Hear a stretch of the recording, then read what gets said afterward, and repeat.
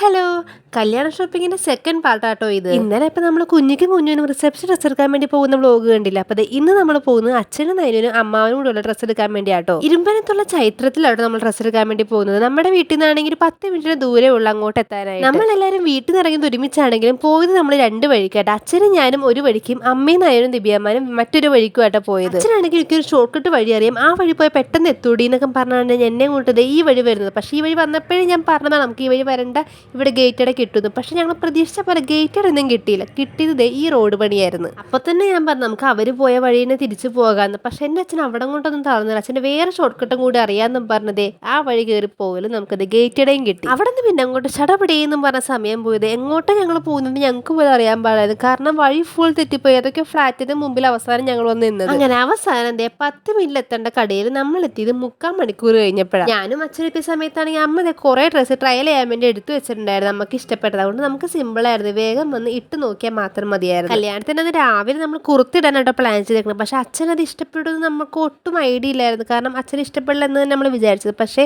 അച്ഛനെ തിട്ടപ്പോൾ അച്ഛൻ ഭയങ്കരമായിട്ട് ഇഷ്ടപ്പെട്ട് ഭയങ്കര ചിരിയൊക്കെ ആയിരുന്നു അച്ഛൻ്റെ മുഖത്ത്. അമ്മ അപ്പം ആ സമയത്ത് കൈ ഇങ്ങനെ കയറ്റി വെക്കണം, നല്ലോണം ഭംഗി ഉണ്ടാവുള്ളൂ എന്നൊക്കെ പറഞ്ഞ് ഓരോന്നും അച്ഛനെ പഠിപ്പിച്ചു കൊടുക്കണമായിരുന്നു. നയനൂരും നമ്മൾ കുർത്താനായിട്ട് എടുത്തത്. ഇവർ രണ്ടുപേരും വീട്ടിൽ നിന്ന് ഇറങ്ങിയപ്പോൾ ജുബയും കുർത്തിയൊന്നും വേണ്ട, ഞങ്ങൾക്ക് ചേരില്ല, ഞങ്ങൾക്ക് ഇഷ്ടമല്ല, ഞങ്ങൾ ഇടില്ലെന്ന് പറഞ്ഞ ടീംസ് ആയിരുന്നു.